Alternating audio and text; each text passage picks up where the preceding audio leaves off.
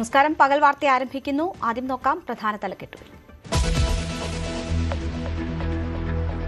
ഒരു വശത്ത് ഓപ്പറേഷൻ തൂഫാൻ, മറുവശത്ത് ഇൻസ്റ്റമാർട്ടിൽ കഞ്ചാവടക്കം പൊതിഞ്ഞു വലിക്കാനുള്ള പേപ്പർ സുലഭം. കാണാതെ പോയ യാഥാർത്ഥ്യം വിളിച്ചു പറഞ്ഞ് ന്യൂസ് 18. ഇൻസ്റ്റാമാർട്ടിൽ നമ്മൾ ഓർഡർ ചെയ്ത പ്രീ റോൾഡ് കോണാണിത്. അത് ഏതാണ്ട് 5 മിനിറ്റിനുള്ളിൽ തന്നെ നമുക്ക് ആ പ്രോഡക്റ്റ് കയ്യിൽ കിട്ടിയിട്ടുണ്ട്. അത് ഇങ്ങനെ തുറക്കുമ്പോൾ പല രൂപത്തിലുള്ള കോണുകൾ ഇതിൻ്റെ അകത്തുണ്ട്. അതായത് എന്തിനാണ് ഇത് ഉപയോഗിക്കുന്നത് നമ്മൾ പരിശോധിച്ചാൽ മനസ്സിലാകും എന്താണ് കൃത്യമായി ഇതിൻ്റെ ഉദ്ദേശമെന്ന്.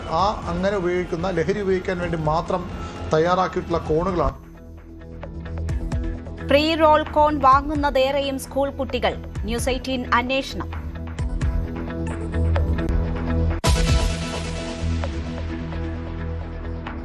നാടിന്റെ ഉള്ളുലച്ച ചൂരൽമല മുണ്ടക്കൈ ദുരന്ത സ്മരണയിൽ മലയാളി. അവർ ഉറങ്ങുന്ന മണ്ണിൽ പുഷ്പാർച്ചന. സർവമത പ്രാർത്ഥനയിൽ പങ്കെടുത്ത് ബന്ധുക്കളും നാട്ടുകാരും.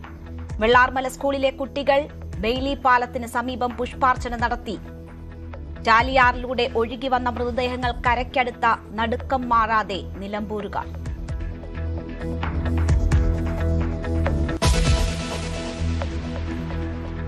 പുനർജനി പദ്ധതിയിൽ മുഖ്യമന്ത്രി വി.ഡി. സതീശന് ക്ലീൻ ചിറ്റ്. വിദേശ ഫണ്ട് സമാഹരണത്തിന് തെളിവില്ല. റിപ്പോർട്ട് നൽകി വിജിലൻസ്. നടപടികൾ അവസാനിപ്പിച്ചെന്ന് ആഭ്യന്തരമന്ത്രി. വിവാദമായത് 2018 മഹാപ്രളയാനന്തരം പരവൂരിൽ പുനരധിവാസ വീടുകൾ നിർമ്മിച്ച പദ്ധതി. ക്രമക്കേടിന് തെളിവുണ്ടെന്ന് CPM. വീഡിയോ പുറത്തുവിട്ട് MP ഗോവിന്ദൻ.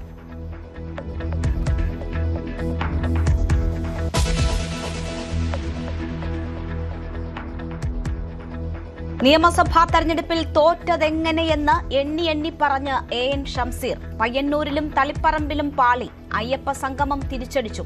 വെള്ളാപ്പള്ളി സംസർഗം ദോഷം ചെയ്തു. സർവത്ര തിരുത്തണം. മുൻ സ്പീക്കറുടെ സ്വയം വിമർശനം കുഞ്ഞാലി രക്തസാക്ഷി ദിനാചരണത്തിൽ.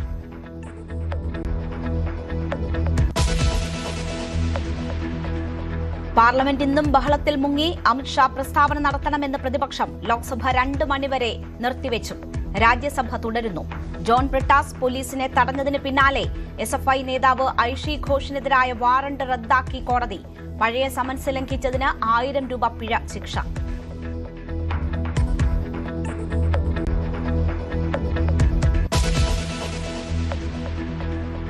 PM ശ്രീയിൽ നിന്ന് പിന്മാറാനാവില്ലെന്ന് വിദ്യാഭ്യാസ മന്ത്രി. ഈ അവസ്ഥയാക്കിയത് കഴിഞ്ഞ LDF സർക്കാർ. ഉപസമിതിയിൽ പല അഭിപ്രായവും ഉണ്ടാകും. B. ശിവൻകുട്ടി തെറ്റിദ്ധാരണ പരത്തുന്നുവെന്നും N. ഷംസുദ്ദീൻ. വഖഫിലെ പ്രശ്നങ്ങൾക്ക് കാരണവും LDF സർക്കാരെന്ന് മന്ത്രി.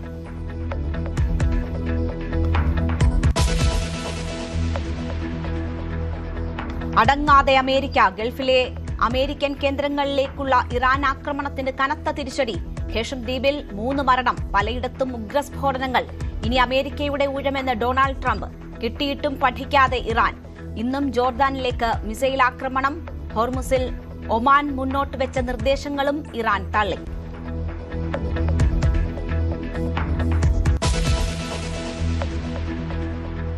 പാക് അധിനിവേശ കശ്മീരിലും ബലൂചിസ്ഥാനിലും പാകിസ്ഥാൻ സർക്കാർ വിരുദ്ധ പ്രക്ഷോഭം അതിരൂക്ഷം. സൈന്യത്തിനും ഭരണകൂടത്തിനുമെതിരെ ജനം തെരുവിൽ. പാക് അധിനിവേശ കശ്മീരിൽ ഒരാഴ്ചക്കിടെ 20ഓളം മരണം. ആസാദ് കശ്മീർ മുദ്രാവാക്യമുയർത്തി ജനങ്ങൾ. ഇന്ത്യയോടൊപ്പം ചേരണമെന്ന് ആവശ്യം. പ്രക്ഷോഭകർ ഇന്ത്യയെപ്പോലെ ശത്രുക്കളെന്ന് പാക് പ്രതിരോധ മന്ത്രി.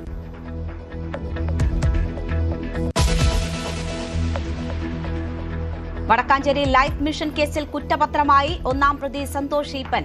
സ്വപ്ന സുരേഷും സരിത്തുമടക്കം ആകെ 6 പ്രതികൾ. FCRA ലംഘനം ചൂണ്ടിക്കാട്ടി കുറ്റപത്രം സമർപ്പിച്ചത് എറണാകുളം കോടതിയിൽ.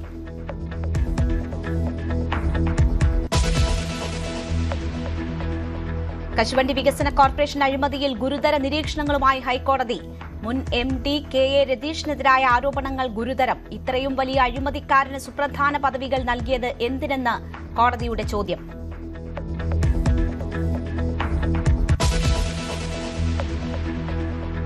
പോലീസ് സംഘടനാ പുനഃക്രമീകരണത്തിൽ സർക്കാരിന് ഹൈക്കോടതിയിൽ താൽക്കാലിക തിരിച്ചടി. ആഭ്യന്തര വകുപ്പ് ഉത്തരവിന് സ്റ്റേ. അഡ്ഹോക് കമ്മിറ്റി പ്രവർത്തനവും വിലക്കി. ആസ്തി വിഭജനം DGPയുടെ റിപ്പോർട്ട് അടിസ്ഥാനമാക്കി മാത്രമാണോ എന്നും ചോദ്യം. കോടതി ഇടപെടൽ 3 സംഘടനകൾ രണ്ടായ നടപടിയിൽ.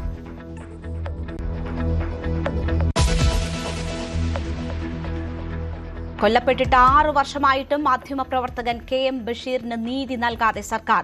വീണ്ടും കേസ് അട്ടിമറിക്കാൻ ശ്രമം. വിചാരണ ആരംഭിക്കാനിരിക്കെ പ്രോസിക്യൂട്ടറെ മാറ്റുന്നതിൽ ആശങ്ക. ഓഗസ്റ്റ് 3 ബഷീർ കൊല്ലപ്പെട്ടിട്ട് 6 വർഷം.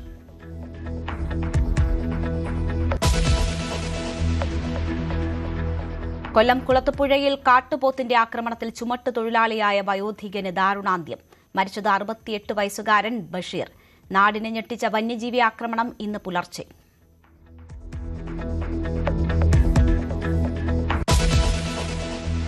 Today, I feel the timing is right for me to move on and announce my retirement from international cricket and all formats.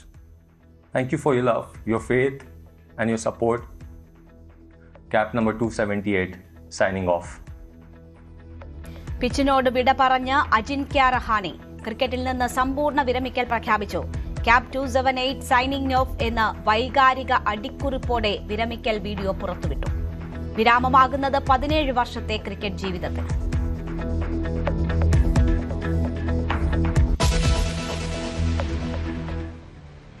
വാർത്തയിലേക്ക് വിശദമായി. ലഹരി ഉപയോഗത്തിന് ഇൻസ്റ്റന്റ് വഴികൾ തേടുകയാണ് നമ്മുടെ കുട്ടികൾ. കഞ്ചാവ് ഉൾപ്പെടെയുള്ള ലഹരി വസ്തുക്കൾ നിറച്ച് പുകയാക്കാനുള്ള പ്രീ റോൾ കോണുകൾ അവർക്ക് കൈയെത്തും ദൂരത്താണ്. ഇൻസ്റ്റമാർട്ടിൽ പ്രീ റോൾ കോണുകളുടെ ആവശ്യക്കാരിലേറെയും സ്കൂൾ കുട്ടികളാണ്. ന്യൂസ് 18 അന്വേഷണം.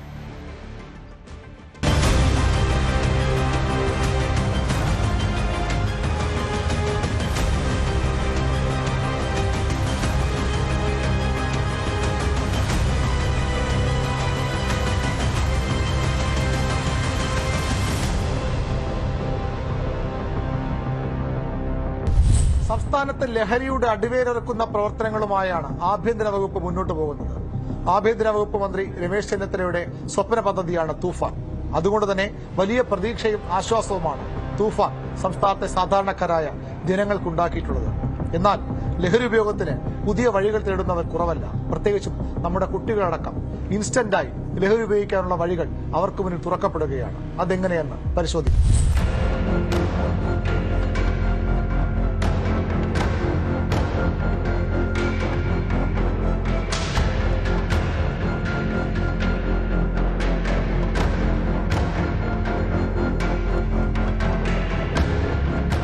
ഓർഡർ ചെയ്ത് മിനിറ്റുകൾക്കുള്ളിൽ നിത്യോപയോഗ സാധനങ്ങൾ കയ്യിലെത്തിക്കുന്ന ഓൺലൈൻ ഡെലിവറി പ്ലാറ്റ്ഫോമുകൾ ഒരർത്ഥത്തിൽ വലിയ ആശ്വാസമാണിത്.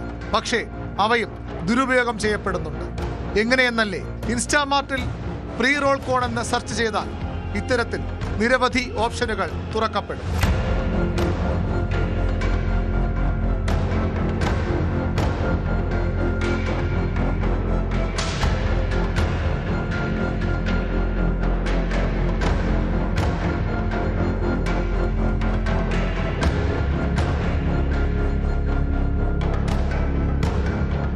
പല നിറത്തിൽ, പല വിലയിൽ, പല സൈസിൽ പ്രീ റോൾ കോണുകൾ സുലഭം.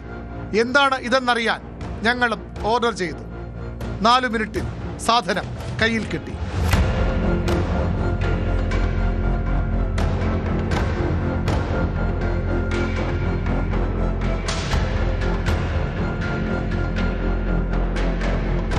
അല്പസമയം മുമ്പ് ഇൻസ്റ്റാമാർട്ടിൽ നമ്മൾ ഓർഡർ ചെയ്ത പ്രീ റോൾഡ് കോണാണിത്. അത് ഏതാണ്ട് 5 മിനിറ്റിനുള്ളിൽ തന്നെ നമുക്ക് ആ പ്രോഡക്റ്റ് കയ്യിൽ കിട്ടിയിട്ടുണ്ട്. അത് ഇങ്ങനെ തുറക്കുമ്പോൾ പല രൂപത്തിലുള്ള കോണുകൾ ഇതിൻ്റെ അകത്തുണ്ട്. അതായത് എന്തിനാണ് ഇത് ഉപയോഗിക്കുന്നത് നമ്മൾ പരിശോധിച്ചാൽ മനസ്സിലാകും എന്താണ് കൃത്യമായി ഇതിൻ്റെ ഉദ്ദേശമെന്ന്.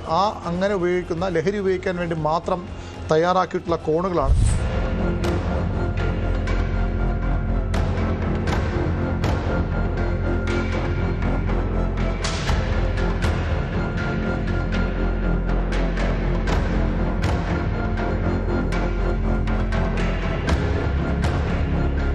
പ്രീ റോൾ കോണുകളുടെ ഉപയോഗം എന്താണ്? മെറ്റ AI പറയുന്നത് ഇങ്ങനെ: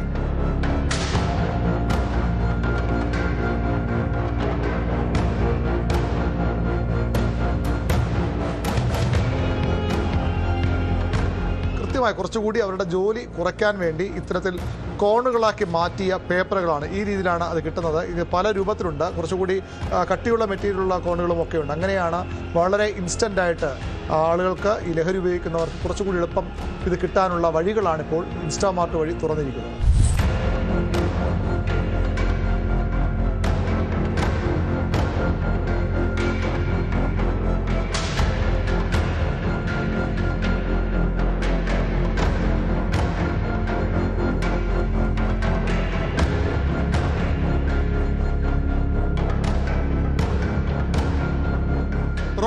റെഡി. ഇനി ആരാണ് ഇത്തരം കോണുകൾ കൂടുതൽ ഓർഡർ ചെയ്യുന്നത്? ആരാണ് ഇവ ഉപയോഗിക്കുന്നത്? ഒരു ഡെലിവറി ബോയുടെ അനുഭവം കേൾക്കാം. മുമ്പ് ഈ കോൺ എന്ന് പറഞ്ഞ സാധനം വന്നിട്ട് ഒരു 2 മാസത്തിൽ കൂടുതലായിട്ടുണ്ടാവും. ഒരു 3 മാസം. അതിന്റെ മുമ്പ് ഒരു പേപ്പറായിരുന്നു. നമ്മൾ ഓർഡർ ചെയ്യുമ്പോഴും അത് മാത്രമേ ഉണ്ടാവുള്ളൂ. അതാണ് കൊടുത്തുകൊണ്ടിരുന്നത്. ഇപ്പോൾ ഈ കഴിഞ്ഞ 2-3 മാസമായിട്ടാണ് ഈ കോൺ എന്ന് പറഞ്ഞ സാധനം വരുന്നത്. അതിൽ വ്യക്തമായിട്ട് ആ പാക്ക് ഞങ്ങൾ ചാറ്റ് GPT കിട്ടും നോക്കുമ്പോൾ അത് പുകയില ഉൽപ്പന്നങ്ങൾ കുത്തി നിറച്ച് വലിക്കേണ്ട സാധനം തന്നെ. ഇത് സ്കൂൾ കുട്ടികളാണ് കൂടുതൽ. ഒരു ദിവസം ഞാൻ തന്നെ 2-3 പരമാവധി കൊടുക്കും. പെൺപിള്ളേരടക്കം സ്കൂൾ കുട്ടികളടക്കം. ഇന്ന് കൊടുക്കാൻ പോകുമ്പോൾ ഞാൻ തുഫാനെ സമയം വിളിച്ചിട്ടില്ലായിരുന്നു. എനിക്ക് കുട്ടികൾ കിട്ടിയില്ല. അവർ നെറ്റ്വർക്ക് എന്തോ ഇഷ്യൂസ് ആയിട്ട് കിട്ടിയില്ല. ഉണ്ടെങ്കിൽ കൈയോടെ വിളിച്ചിട്ട് പോയിട്ട് ഇന്ന് കൊടുത്ത ഒരു സ്കൂളിലായിരുന്നു ഞാൻ. ഒരു സ്കൂൾ പയ്യനായിരുന്നു കൊടുത്തത്. എത്ര വയസ്സുള്ള കുട്ടിയാണ്? ഏകദേശം ഒരു വയസ്സ് ഏകദേശം 10-15 വയസ്സ് അത്രേ ആവുള്ളൂ. ഒരു പയ്യനെ കാണുമ്പോൾ നമുക്കൊന്നും പറയാൻ പറ്റില്ല. അവർ ക്യാഷ് ഓൺ ഡെലിവറി പറയാണ്. നമ്മൾ എന്തെങ്കിലും പറഞ്ഞാൽ അവൻ എന്റെ പറഞ്ഞ ID ബ്ലോക്ക് ചെയ്യിപ്പിക്കാൻ അവർക്ക് വളരെ ഈസിയാണ്. ഇത് വ്യാപകമാണ്. ഇത് ഒരാൾ ഒരു 3-4 കൊടുക്കണമെങ്കിൽ ഇവിടെ ഈ ഒരു സ്റ്റോറിൽ തന്നെ 50-60 പേരാണ് സ്റ്റാഫുകളാണ്. 24 മണിക്കൂർ തുറന്നു നിൽക്കുന്ന സ്ഥാപനമാണ് ഇൻസ്റ്റാമാർട്ട്. 24 hours ആണ്. 10-20 ഈ നഗരത്തിൽ തന്നെ ഒരു 10-25 സ്റ്റോറുകൾ അവർക്കുണ്ട്. അപ്പോൾ എത്രത്തോളം പോകുന്നുണ്ടാവും, കഴക്കൂട്ടം ഭാഗങ്ങളിലൊക്കെ എത്രത്തോളം പോകുന്നുണ്ടെന്നുള്ളത് നമുക്ക് ഊഹിക്കാവുന്നേ ഉള്ളൂ. നേരത്തെ ഒരു പേപ്പറായിരുന്നു ഓർഡർ ചെയ്തിരുന്നത്. അത് ഇതുപോലെ ഉപയോഗിക്കുമായിരുന്നു അല്ലേ? അത് ഇതിനു വേണ്ടി ആയിരുന്നു. പക്ഷെ നമുക്കത് പല കാര്യത്തിനും അത് ഉപയോഗിക്കാമായിരുന്നു. പക്ഷെ ഇതിനാണത് കൂടുതൽ ആൾക്കാർ. അതിൽ ചിത്രം ഉണ്ടായിരുന്നു. ഈ കഞ്ചാവല്ലേ, ചുരുട്ടിന്റെ ചിത്രം അതിലുണ്ടായിരുന്നു. ആ കവറിന്റെ പുറത്ത് ഒരു ചുരുട്ട്, ഇങ്ങനെ സിനിമയിലെ കാണുന്ന പോലത്തെ ചുരുട്ടിന്റെ ഒരു ചിത്രം അതിൽ ഉണ്ടായിരുന്നു. അതിങ്ങനെയാണ് ഉപയോഗിക്കേണ്ടതുള്ളത്. ഇപ്പൊ വളരെ ഈസി ആയിട്ട് അത് സിമ്പിളായിട്ട് ആർക്ക് വേണമെങ്കിൽ ചെയ്യാവുന്ന രീതിയിൽ. ഇതാണ് നമ്മുടെ നാട്ടിൽ സംഭവിക്കുന്നത്. സ്കൂൾ കുട്ടികൾ പോലും ലഹരി ഉപയോഗത്തിന് പുതുവഴികൾ തേടുകയാണ്. ഇത്തരത്തിലുള്ള എളുപ്പവഴികൾ നമ്മുടെ കുട്ടികളെ വളരെ വേഗം നാശത്തിലേക്കാണ് തള്ളിവിടുന്നത്. ആഭ്യന്തരമന്ത്രി അറിയാനാണ് ലഹരിയുടെ ഒരു വഴി അടയുമ്പോൾ പല വഴികൾ തുറക്കപ്പെടുകയാണ്. അതും പൂട്ടണം, ആ വഴികളും തടയണം. VVR news 18 Thiruvananthapuram. വിവിധ വിഷയങ്ങൾ ഉയർത്തി ഭരണപക്ഷ പ്രതിപക്ഷ ബഹളത്തെ തുടർന്ന് പാർലമെന്റിന്റെ ഇരുസഭകളും 2 മണിവരെ നിർത്തിവച്ചിരിക്കുകയാണ്. വിദ്യാർത്ഥികൾക്ക് നേരെയുണ്ടായ പോലീസ് അതിക്രമത്തിൽ ആഭ്യന്തരമന്ത്രി അമിത്ഷായുടെ പ്രസ്താവന ആവശ്യപ്പെട്ടായിരുന്നു പ്രതിപക്ഷ പ്രതിഷേധം. പോലീസ് വെടിവയ്പ്പിന് അമിത്ഷായാണ് ഉത്തരവ് നൽകിയതെന്ന ഇന്നലത്തെ പ്രസംഗത്തിൽ രാഹുൽ ഗാന്ധി മാപ്പ് പറയണമെന്നാവശ്യപ്പെട്ടായിരുന്നു ഭരണപക്ഷത്തിന്റെ പ്രതിഷേധം.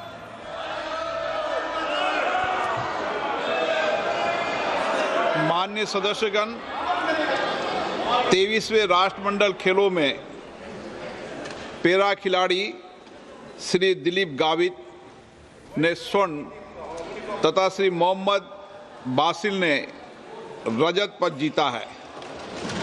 श्री मुरली शंकर ने रजत पदक जीतकर भारत का गौरव बढ़ाया है. मैं सदन की ओर से देश का मान बढ़ाने वाले सभी खिलाड़ियों, उनके कोच एवं टीम इंडिया को हार्दिक बधाई, शुभकामनाएं देता हूं. प्रश्नकाल. അമിത്ഷാ മറുപടി പറയണമെന്നാവശ്യപ്പെട്ട് രാജ്യസഭയിലും പ്രതിപക്ഷ എംപിമാർ മുദ്രാവാക്യം വിളിച്ച് പ്രതിഷേധിച്ചു. സഭാ നടപടികൾ നിരന്തരം തടസ്സപ്പെടുത്തുന്നതിനെതിരെ JP നദ്ദ വിമർശനവുമായി രംഗത്തെത്തി. माननीय सभापति महोदय, मैं पश्चिम बंगाल के अलीपुरद्वार जिले में स्थित आसिमारा हवाई अड्डे से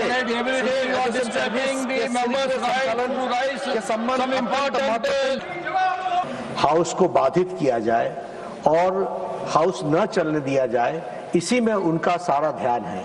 और इसके साथ साथ मैंने यह भी देखा है कि विपक्ष मुद्दा विहीन है.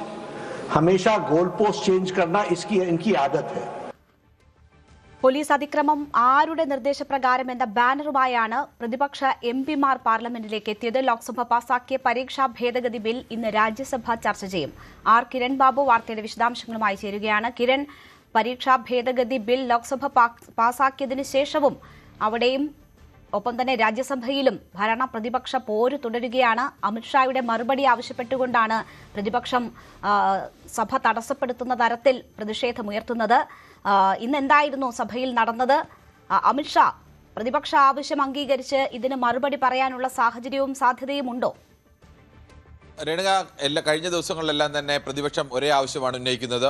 ഡൽഹിയിൽ സമരം നടത്തിയ CJP പ്രവർത്തകർക്ക് നേരെയുള്ള പോലീസ് അതിക്രമത്തിൽ ആഭ്യന്തരമന്ത്രി അമിത്ഷാ മറുപടി പ്രസ്താവന നടത്തണമെന്നുള്ള ആവശ്യമാണ്. ഇന്നലെയും ഒക്കെ ഈ ആവശ്യം ഉന്നയിച്ചിരുന്നു. ഇന്നും അതേ ആവശ്യം തന്നെയാണ് പാർലമെന്റ് ഇരുസഭകളിലും പ്രതിപക്ഷം ഉന്നയിച്ചത്. ഈ ദിവസങ്ങളിലൊന്നും തന്നെ അമിത്ഷാ പാർലമെന്റിലേക്ക് സഭയിലേക്കുള്ളിലേക്ക് വന്നിരുന്നില്ല. അമിത്ഷാ എവിടെ, അദ്ദേഹം വന്ന് മറുപടി പറയണമെന്നുള്ള ആവശ്യം ഉന്നയിച്ചുകൊണ്ട് ഇന്നും ലോക്സഭ തുടങ്ങിയപ്പോൾ തന്നെ പ്രതിപക്ഷം വലിയ പ്രതിഷേധവും ബഹളവുമാണ് ഉയർത്തിയത്. മറിച്ച് മറുപക്ഷത്ത് ഭരണപക്ഷത്ത് സമാനമായ പ്രതിഷേധവും ബഹളവും ഉണ്ടായി. ഭരണപക്ഷം ഉയർത്തിയത് ഇന്നലെ രാഹുൽ ഗാന്ധി സംസാരിച്ചപ്പോൾ വിദ്യാർത്ഥികൾക്ക് നേരെ നിറയൊഴിക്കാൻ ഉത്തരവിട്ടത് അമിത്ഷായാണെന്ന് പറഞ്ഞിരുന്നു. ഇതിന് തെളിവോടെ ഇത് വ്യാജമായ പ്രസ്താവനയാണ്, അതുകൊണ്ട് രാജിവെക്കണം എന്നാവശ്യപ്പെട്ടു, മാപ്പ് പറയണം എന്നാവശ്യപ്പെട്ടുകൊണ്ട് രാഹുൽ ഗാന്ധി മാപ്പ് പറയണം എന്നാവശ്യപ്പെട്ടുകൊണ്ടാണ് ഭരണപക്ഷം പ്രധാനമായും അവിടെ ബഹളം വെക്കുകയും പ്രതിഷേധം ഉയർത്തുകയും ഒക്കെ ചെയ്തത്. ഈ ഭരണപക്ഷത്തിൻ്റെയും പ്രതിപക്ഷത്തിൻ്റെയും ബഹളവും പ്രതിഷേധവും ഒരുപോലെ ഉയർന്ന സാഹചര്യത്തിലാണ് ലോക്സഭ നിർത്തിവെച്ച് 12 ആദ്യം നിർത്തിവെച്ചു. വീണ്ടും ലോക്സഭ തുടങ്ങിയപ്പോൾ ഇത് തന്നെ സംഭവങ്ങൾ ആവർത്തിച്ചപ്പോൾ 2 മണിവരെ നിർത്തിവെച്ചു. പിന്നീട് രാജ്യസഭയിൽ തുടക്കം മുതൽ തന്നെ ഈ വിഷയം ഉന്നയിച്ചുകൊണ്ട് ബഹളം ഉണ്ടായത്. പക്ഷേ രാജ്യസഭ കുറേ നേരം കൂടി നടന്നു. രാജ്യസഭയിൽ പ്രധാനപ്പെട്ട ചില ബില്ലുകളുടെയൊക്കെ വന്ദേമാതരം അടക്കമുള്ള ബില്ലുകളുടെ ചർച്ചകൾ രാജ്യസഭയിൽ നടന്നു. ഇതിനുശേഷം രാജ്യസഭയിൽ വീണ്ടും ബഹളത്തെ തുടർന്ന് രാജ്യസഭയും ഇപ്പോൾ നിർത്തിവെച്ചിരിക്കുകയാണ്. 2 മണിവരെയാണ് ഇരു സഭകളും ഇപ്പോൾ നിർത്തിവെച്ചിരിക്കുന്നത്. എന്തായാലും പ്രതിപക്ഷവും ഭരണപക്ഷവും വിടാൻ തയ്യാറില്ല. രണ്ടുപേരും 2 ആവശ്യങ്ങൾ ഉന്നയിച്ചുകൊണ്ടുള്ള പ്രതിഷേധവും ബഹളവും ഇരുസഭകളിലും തുടരുകയാണ്. ശരി, കിരൺ ബാബുവാണ് വിവരങ്ങൾ നൽകിയത്. നാടിനെ നടുക്കിയ ചൂരൽമല മുണ്ടക്കൈ ഉരുൾപൊട്ടൽ ദുരന്തത്തിന് ഇന്ന് 2ാം വാർഷികം. 298 പേർ ദുരന്തത്തിൽ മരണപ്പെട്ടു എന്നാണ് ഔദ്യോഗിക കണക്ക്. കാണാതായ 32 പേരെ കൂടി പിന്നീട് മരിച്ചതായി സർക്കാർ പ്രഖ്യാപിക്കുകയായിരുന്നു. ദുരന്തത്തിന് 2 ആണ്ട് പിന്നിടുമ്പോഴും ബാക്കിയായ മനുഷ്യരുടെ ഉള്ളിലെ മുറിവുകൾ ഇന്നും ആഴത്തിൽ തുടരുകയാണ്. പുനരധിവാസം അടക്കമുള്ള കാര്യങ്ങൾ ഇഴഞ്ഞു നീങ്ങുന്നു. ജീവൻ നഷ്ടമായവരുടെ ഓർമ്മ പുതുക്കി പുത്തുമലയിലെ ഹൃദയഭൂമിയിൽ സർവമത പ്രാർത്ഥനയും പുഷ്പാർച്ചനയും നടന്നു. ടൗൺഷിപ്പിന്റെ നിർമ്മാണം സെപ്റ്റംബറോടുകൂടി പൂർത്തിയാക്കുമെന്ന് മന്ത്രി AP അനിൽകുമാർ പറഞ്ഞു.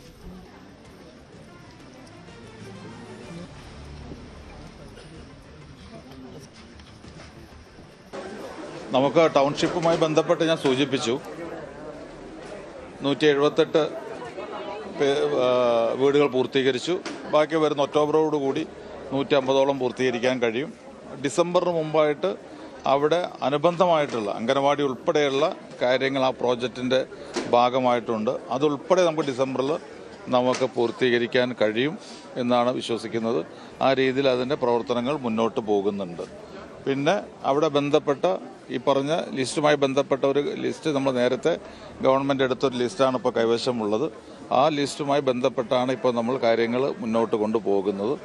ഏതെങ്കിലും രീതിയിൽ അർഹതപ്പെട്ടവർ മാറി നിൽക്കുന്നുണ്ട് അല്ലെങ്കിൽ കിട്ടാതെ പോയിട്ടുണ്ടെങ്കിൽ അവരുടെ കാര്യവും ഗവൺമെൻറ് പരിശോധിക്കും. അല്ല, നിലവിലുള്ള ലിസ്റ്റിനകത്ത് അവിടെ വീട് കൊടുക്കേണ്ട ആളുകളുടെ ലിസ്റ്റ് ഇപ്പോൾ തന്നെ കൈവശമുണ്ട്. ഏതാണ്ട് എനിക്ക് തോന്നുന്നു 413 പേരാണ് വരുന്നത്. അപ്പോൾ അതിനകത്ത് 13ഓളം കുടുംബങ്ങൾ ആദിവാസി മേഖലയിൽപ്പെട്ടവർക്ക് പ്രത്യേക സംവിധാനം ഒരുക്കണം, അവർക്ക് പ്രത്യേകം വീടുകൾ വേണമെന്ന ആവശ്യം വന്നിട്ടുണ്ട്. അപ്പോൾ അത് പ്രത്യേകം സംവിധാനം അവർക്ക് വേണ്ട അവരെ പറയുന്ന രീതിയിലുള്ള വീടുകൾ ഏതാണോ സ്ഥലത്ത് വേണ്ടത് അവിടെ കൊടുക്കാൻ തയ്യാറാണ്. ബാക്കി വരുന്ന ആളുകൾക്ക് അവിടെ തന്നെ വീടുകൾ നൽകും. MS അനീഷ് കുമാർ ഉണ്ട് വിവരങ്ങളുമായി. അനീഷ്, ദുരന്തത്തിന്റെ 2ാം വാർഷികമാണ്. പക്ഷേ ഹൃദയഭൂമിയിൽ നിന്നുള്ള കാഴ്ചകൾ ഓരോ മനുഷ്യന്റെയും ഹൃദയത്തെ മുറിപ്പെടുത്തുന്നതാണ്.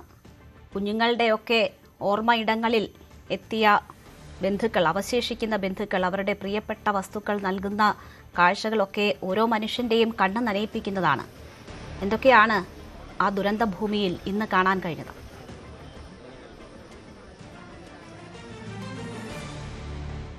രേണുക, അങ്ങേയറ്റം വേദനാനിർഭരമായ കാഴ്ചകൾ തന്നെയാണ് ഇപ്പോഴും നമുക്ക് കാണാൻ കഴിയുന്നത്. നമ്മളിപ്പോൾ നിൽക്കുന്നത് ആ വലിയ മണ്ണും കല്ലും മരങ്ങളുമൊക്കെ പൊട്ടിയൊലിച്ച് വന്ന ആ മുണ്ടക്കൈ ചൂരൽമലയുടെ ആ പുന്നപ്പുഴ 2ആയി മുറിഞ്ഞൊഴുകിയ സ്ഥലത്താണ്. ഇവിടെ അന്ന് നിർമ്മിച്ച താൽക്കാലിക ബേലി പാലം ഇപ്പോഴും ഇരുകരകളും കടക്കുന്നതിനായി ആളുകൾക്ക് വേണ്ടി ഉപയോഗിച്ചു കൊണ്ടിരിക്കുന്നു. ഒരു വലിയ ജനവാസ കേന്ദ്രമായിരുന്നു ഇവിടം. ഒരുപാട് ആളുകൾ തിങ്ങിപ്പാർത്തിരുന്ന, ഒരുപാട് കച്ചവട സ്ഥാപനങ്ങളൊക്കെ ഉണ്ടായിരുന്ന ഒരു സ്ഥലമാണ്. ഇപ്പോൾ ഒരു പ്രേത നഗരം എന്നൊക്കെ വിശേഷിപ്പിക്കാൻ കഴിയുന്ന രീതിയിൽ ആളുകളുടെ താമസമൊന്നുമില്ല. കാഴ്ചക്കാരായി വരുന്നവരും ഇതിലെ കടന്നു പോകുന്നവരും മാത്രമാണ് ഇപ്പോഴും ഉള്ളത്. അന്ന് മുറിഞ്ഞൊഴുകിയ പുഴ ഇപ്പോഴും പാതി മുറിഞ്ഞ രീതിയിൽ തന്നെ കിടക്കുന്നു. ഒരു വശത്ത് തകർന്നുപോയ വെള്ളാർമല സ്കൂളും അതിൻ്റെ അവശിഷ്ടങ്ങളും കിടക്കുന്നു. കച്ചവട സ്ഥാപനങ്ങളും കെട്ടിടങ്ങളുമൊക്കെ ഏതാണ്ട് ഉപേക്ഷിക്കപ്പെട്ട നിലയിൽ തന്നെ കഴിയുന്നു. ഇവിടെ ഒരുമിച്ച് താമസിച്ചിരുന്ന, ഏറെ സ്നേഹത്തോടു കൂടി ജീവിച്ചിരുന്ന ആളുകളൊക്കെ ടൗൺഷിപ്പുകളിലേക്കും മറ്റ് സന്നദ്ധ സംഘടനകളും രാഷ്ട്രീയ പാർട്ടികളുമൊക്കെ നിർമ്മിച്ച വീടുകളിലേക്ക് അവരുടെ താമസം മാറ്റിക്കഴിഞ്ഞിരിക്കുന്നു. സർക്കാർ നിർമ്മിക്കുന്ന ടൗൺഷിപ്പിലാവട്ടെ ആദ്യ സെക്ടറിലെ ആളുകൾക്കുള്ള വീടുകൾ നൽകി കഴിഞ്ഞിരിക്കുന്നു. രണ്ടാം സെക്ടറിൻ്റെ കൈമാറൽ ചടങ്ങ് സെപ്റ്റംബറിൽ പൂർത്തിയാക്കുമെന്നാണ് അധികൃതർ അറിയിച്ചിരിക്കുന്നത്. ഒപ്പം ഡിസംബറിൽ അവിടുത്തെ അംഗൻവാടിയും മറ്റ് അനുബന്ധ സൗകര്യങ്ങളും അടക്കം മുഴുവൻ സൗകര്യങ്ങളോടും കൂടി ടൗൺഷിപ്പ് പൂർണ്ണ അർത്ഥത്തിൽ യാഥാർത്ഥ്യമാകും എന്ന് പറയുന്നു. മുസ്ലിം ലീഗ് നിർമ്മിച്ച വീടുകളിലേക്ക് താമസം മാറ്റിയവർ അവരവരുടെ ജീവിതം അവിടെ കരുപ്പിടിപ്പിക്കുന്നു. കോൺഗ്രസ് അടക്കമുള്ള സംഘടനകളും അവരുടെ നിർമ്മാണ പ്രവർത്തനങ്ങൾ ഏറെ വൈകിയാണെങ്കിലും ആരംഭിച്ചു കഴിഞ്ഞിരിക്കുന്നു. പക്ഷേ ഈ ദുരന്തം നടന്ന് 2 വർഷം കഴിയുമ്പോഴും ഈ ദുരന്തബാധിതരുടെ ജീവിതം ഒരു പൂർണ്ണ അർത്ഥത്തിലേക്ക് അവർക്ക് ജീവിക്കാൻ കഴിയുന്നില്ല എന്ന പരാതികളാണ് നമുക്ക് പല മുഖങ്ങളിൽ നിന്നും കേട്ടത്. കാരണം വലിയ തോതിലുള്ള കൃഷിയിടങ്ങളും ജീവനോപാധികളും ഒക്കെ നഷ്ടപ്പെട്ട ആളുകളുണ്ട്.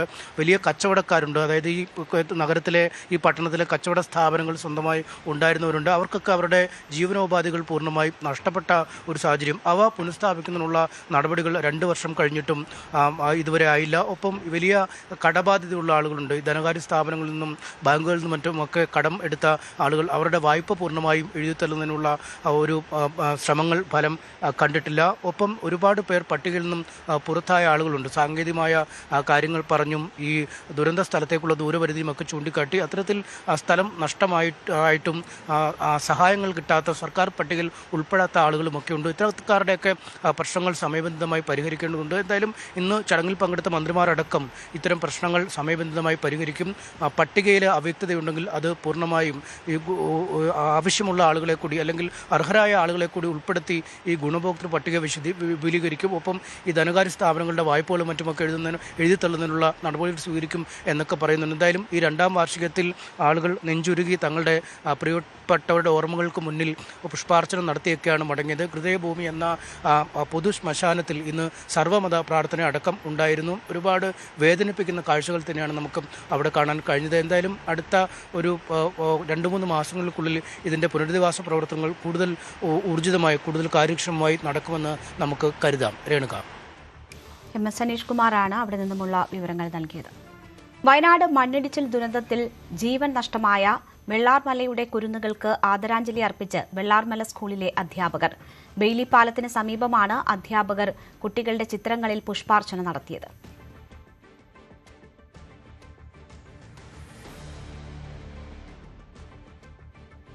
മുണ്ടക്കൈ ചൂരൽമല ദുരന്തത്തിന്റെ വ്യാപ്തി യഥാർത്ഥത്തിൽ മനസ്സിലാക്കിയത് നിലമ്പൂരുകാരാണ്. എണ്ണമറ്റ മൃതദേഹങ്ങളാണ് ചാലിയാറിലൂടെ ഒഴുകിയെത്തിയത്. 24 ദിവസം നീണ്ടുനിന്ന ചാലിയാറിലെ തെരച്ചിൽ ആദ്യാവസാനം പങ്കെടുത്ത ഡിവൈഎഫ്ഐ പ്രവർത്തകർക്ക് ഇന്നും ആ ദിവസങ്ങൾ മറക്കാനാകില്ല. 2 വർഷത്തിനിപ്പുറം അവർ ഓർത്തെടുക്കുന്നു അന്നത്തെ അനുഭവങ്ങൾ.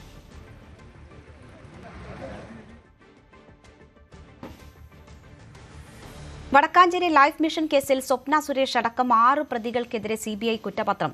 സന്തോഷ് ഈപ്പനാണ് 1ാം പ്രതി. സന്ദീപ് നായർ, സരിത്ത്, സ്വപ്ന സുരേഷ് എന്നിവരും പ്രതികളാണ്. എറണാകുളം CJM കോടതിയിലാണ് കുറ്റപത്രം നൽകിയത്. ഡാനി പോളിന്റെ റിപ്പോർട്ട്. വടക്കാഞ്ചേരി ലൈഫ് മിഷൻ കേസിൽ CBI ആദ്യഘട്ട കുറ്റപത്രമാണ് സമർപ്പിച്ചിരിക്കുന്നത്. 6 പ്രതികളാണ് ഈ കേസിൽ ഉള്ളത്. ഇതിൽ കേസിൻ്റെ ഒരു അടിസ്ഥാനം എന്ന് പറയുന്നത് പ്രളയബാധിതർക്ക് അവർക്ക് ഭവന സമുച്ചയവും ഒപ്പം തന്നെ ആശുപത്രിയും നിർമ്മിച്ചു നൽകുന്നതിന് UAE ആസ്ഥാനമായ റെഡ് ക്രസൻറ്റ് എന്ന് പറയുന്ന ജീവകാരുണ്യ സംഘടന അവർ 21 കോടി രൂപ ലൈഫ് മിഷനുമായി ബന്ധപ്പെട്ടുകൊണ്ട്, അവർക്ക് നിർമ്മാണ ചുമതലയുമായി ബന്ധപ്പെട്ടുകൊണ്ട് അവർക്ക് കൈമാറുന്നു. എന്നാൽ ഈ തുക യാതൊരു രീതിയിലുള്ള നടപടിക്രമങ്ങൾ പാലിക്കാതെ ഒരു കരാറുകാരനെ ഏൽപ്പിക്കുകയും അതുവഴി വലിയ രീതിയിൽ തന്നെ നഷ്ടം സംഭവിക്കുകയും ചെയ്യുന്നു. വലിയ തുക, ഏതാണ്ട് 11 കോടിയോളം രൂപ ഇതിൽ നിന്ന് കമ്മീഷൻ എന്ന രീതിയിലും അഴിമതിയായും എല്ലാം തന്നെ നഷ്ടപ്പെട്ടു എന്നതാണ് CBIയുടെ കണ്ടെത്തൽ. 10 കോടി രൂപയുടെ മാത്രമാണ് നിർമ്മാണ പ്രവർത്തനങ്ങൾ നടന്നിരിക്കുന്നത് എന്നതാണ്. വലിയ ദുരൂഹതകൾ നിറഞ്ഞ ഒരു കേസായിരുന്നു. ഇതുമായി ബന്ധപ്പെട്ടുകൊണ്ട് CBI അന്വേഷണം നടത്തി ആദ്യഘട്ട കുറ്റപത്രമാണ് CJM കോടതിയിൽ നൽകിയിരിക്കുന്നത്. ഇതിൽ ഒന്നാം പ്രതിയായിരിക്കുന്നത് ഇതിലെ കരാറുകാരനായ സന്തോഷ് ഷിപ്പിനാണ് ഒന്നാം പ്രതി. അദ്ദേഹത്തിൻ്റെ നിർമ്മാണ കമ്പനികളായ ഒരു യൂണിടാക് എന്ന് പറയുന്ന കമ്പനിയും അതോടൊപ്പം തന്നെ സെയിൻറ്റ് വെഞ്ചേഴ്സ് എന്ന് പറയുന്ന കമ്പനിക്കും യാതൊരു രീതിയിലുള്ള നടപടിക്രമങ്ങളും പാലിക്കാതെ തന്നെ ലൈഫ് മിഷൻ അവർക്ക് കരാർ നൽകിയതായാണ് കണ്ടിരിക്കുന്നത്. സന്തോഷ് ഷിപ്പിൻ ഒന്നാം പ്രതിയും അദ്ദേഹത്തിൻ്റെ നിർമ്മാണ കമ്പനികളിലൊന്നായ സെയിൻറ്റ് വെഞ്ചേഴ്സ് രണ്ടാം പ്രതിയുമാണ് ഈ കേസിൽ. ലൈഫ് മിഷനാണ് ഈ കേസിലെ മൂന്നാം പ്രതി. സർക്കാർ ഏജൻസിയായ ലൈഫ് മിഷൻ കേസിലെ മൂന്നാം പ്രതിയാകുന്നു. നാലാം പ്രതി സ്വർണ്ണക്കടത്ത് കേസിലെ പ്രതി കൂടിയായ സന്ദീപ് നായർ ഇതിലെ നാലാം പ്രതിയാകുന്നു. അഞ്ചാം പ്രതി UAE കോൺസുലേറ്റിലെ PRO ആയ സരിത്ത്, അതോടൊപ്പം തന്നെ സ്വപ്ന സുരേഷും ആറാം പ്രതി. ഇങ്ങനെയാണ് പ്രതിപട്ടിക വന്നിരിക്കുന്നത്. ഈ കേസിൽ വളരെ വിവാദമുയർത്തിയ ഇടപെടൽ നടന്നുവെന്ന് പറയുന്ന ഒരാൾ M. ശിവശങ്കർ, മുൻ മുഖ്യമന്ത്രി പിണറായി വിജയൻ്റെ പ്രിൻസിപ്പൽ സെക്രട്ടറി ആയിരുന്ന M. ശിവശങ്കറിനെ സംബന്ധിച്ചുള്ള അന്വേഷണം പുരോഗമിക്കുകയാണ്. ഒപ്പം തന്നെയും ഈ അഴിമതി നടന്ന കാലയളവിലെ ലൈഫ് മിഷൻ CEO ആയ UV ജോസ്, അദ്ദേഹത്തെയും നിരവധി തവണ CBI ചോദ്യം ചെയ്തിരുന്നു. ഇവർ രണ്ടുപേരുടെയും ഇടപെടലുകൾ എന്തായിരുന്നു, ഇവരെങ്ങനെയാണ് ഇതിൽ ഉൾപ്പെട്ടിട്ടുള്ളത് എന്നത് സംബന്ധിച്ച് CBI ഇപ്പോഴും അന്വേഷണം തുടരുകയാണ്. ഇപ്പോഴും ഇവർ പ്രതിപട്ടികയിൽ ഉണ്ടായെന്നോ അല്ലെങ്കിൽ ഒഴിവാക്കിയെന്നോ പറയാനാകാത്ത സാഹചര്യമാണ്. ഇതിൽ രണ്ടാം ഘട്ട കുറ്റപത്രം വരുമ്പോൾ മാത്രമാണ് ഇവർ കൂടി കേസിൻ്റെ പങ്കാളിത്തം എന്താ എന്നത് സംബന്ധിയായ കാര്യങ്ങൾ വ്യക്തത വരികയുള്ളൂ. എന്തായാലും ഇവർക്കെതിരെയുള്ള അന്വേഷണം തുടരുകയാണെന്നാണ് വ്യക്തമാക്കിയിരിക്കുന്നത്. ഇതിൽ ശിവശങ്കറിനെതിരെ വിജിലൻസ് അന്വേഷണം നടക്കുന്നതുകൊണ്ട് തന്നെ പല ഫയലുകളും ഇതുമായി ബന്ധപ്പെട്ടുകൊണ്ട് തങ്ങൾക്ക് ലഭിച്ചിട്ടില്ല എന്നതും CBI കുറ്റപത്രത്തിൽ സൂചിപ്പിക്കുന്നുണ്ട്. അപ്പോൾ അത്തരം കാര്യങ്ങൾ കൂടി അന്വേഷണത്തിൻ്റെ പരിധിയിലേക്ക് വരുന്നുണ്ട്. എന്തായാലും പ്രളയബാധിതർക്ക് ഭവന സമുച്ചയം, ആശുപത്രിയും എല്ലാം നിർമ്മിച്ച് നൽകുന്നതിന് വേണ്ടി വന്നിരിക്കുന്ന തുക, അതിൽ നിന്ന് വരെയാണ് ഈ കമ്മീഷനായും അഴിമതിയായും എല്ലാം തുക വീതം വെക്കുന്ന നടപടികൾ ഉണ്ടായിരുന്നത്. ഏറെ ചർച്ച ചെയ്യപ്പെട്ടതാണ് ഈ വസ്തുത. 2018 പ്രളയം സംഭവിച്ചു. പിന്നീട് ഇതിൽ വലിയ രീതിയിലുള്ള നിർമ്മാണ പ്രവർത്തനങ്ങൾ ഈ ദുരന്ത ബാധിതർക്ക് വേണ്ടി പലയിടങ്ങളിലായിട്ട് തുടങ്ങി വെക്കുമെങ്കിലും ഈ ലൈഫ് മിഷനിലെ വടക്കാഞ്ചേരി പ്രൊജക്ടിൻ്റെ അവസ്ഥ ഇതാണ്. ഇതിൽ വലിയ രീതിയിലുള്ള അഴിമതി നടന്നതായി CBI കണ്ടെത്തിയിരുന്നു. അതിൻ്റെ ആദ്യഘട്ട കുറ്റപത്രമാണ് ഇപ്പോൾ എറണാകുളം CJM കോടതിയിൽ നൽകിയിരിക്കുന്നത്. ഇതിൻ്റെ വിചാരണ നടപടികൾ അടക്കമുള്ള കാര്യങ്ങളിലേക്ക് വരും ദിവസങ്ങളിൽ കടക്കുകയും ചെയ്യും. പുനർജനി പദ്ധതി ആരോപണത്തിൽ VD സതീഷിനെതിരായ എല്ലാ നടപടികളും അവസാനിപ്പിച്ചെന്ന് ആഭ്യന്തരമന്ത്രി രമേശ് ചെന്നിത്തല. വിജിലൻസ് അന്വേഷണത്തിൽ ഒരു തെളിവും കിട്ടിയില്ല. VD സതീഷിന് പങ്കുണ്ടെന്ന് കണ്ടെത്താൻ വിജിലൻസിന് സാധിച്ചില്ല. കേസിൽ കഴമ്പില്ലെന്ന വിജിലൻസ് ഡയറക്ടറുടെ റിപ്പോർട്ടിന്റെ അടിസ്ഥാനത്തിലാണ് നടപടി. കേസ് CBIക്ക് വിടാനുള്ള നീക്കം രാഷ്ട്രീയ പ്രേരിതമായിരുന്നുവെന്നും രമേശ് ചെന്നിത്തല പറഞ്ഞു. പുനർജനിയുമായി ബന്ധപ്പെട്ട് കഴിഞ്ഞ ഗവൺമെന്റ് അന്നത്തെ പ്രതിപക്ഷ നേതാവും ഇപ്പോഴത്തെ മുഖ്യമന്ത്രിയുമായ ശ്രീ VD സതീശനെതിരെ വിജിലൻസ് അന്വേഷണത്തിന് ഉത്തരവിട്ടിരുന്നു. വിജിലൻസ് വളരെ വിശദമായി തന്നെ കാര്യങ്ങൾ പരിശോധിച്ചു. ആ പരിശോധനയിൽ തെളിവുകളൊന്നും കണ്ടെത്താൻ കഴിയാത്ത സാഹചര്യത്തിൽ കേസിൽ നിന്ന് ശ്രീ VD സതീശനെ ഒഴിവാക്കണമെന്ന് വിജിലൻസ് ഡയറക്ടർ റിപ്പോർട്ട് ചെയ്തിട്ടുണ്ട്. ഈ റിപ്പോർട്ടിന്റെ അടിസ്ഥാനത്തിൽ മുഖ്യമന്ത്രി VD സതീശനെതിരെ പുനർജനിയുമായി ബന്ധപ്പെട്ട് കഴിഞ്ഞ സർക്കാർ എടുത്ത കേസ് അവസാനിപ്പിക്കാൻ ആഭ്യന്തര വിജിലൻസ് വകുപ്പ് തീരുമാനിച്ചിരിക്കുകയാണ്. 2018 പ്രളയത്തിൽ വീട് നഷ്ടപ്പെട്ടവർക്ക് വീട് വെച്ചു കൊടുക്കാനും വേണ്ടിയിട്ടുള്ള ധനസമാഹരണം നടത്താൻ വേണ്ടി വിദേശയാത്ര നടത്തിയെന്നും ആ വിദേശയാത്രയിൽ ധനസമാഹരണം നടത്തിയെന്നുമാണ് കഴിഞ്ഞ സർക്കാരിന്റെ നിർദ്ദേശപ്രകാരം വിജിലൻസ് അന്വേഷണം നടത്തിയത്.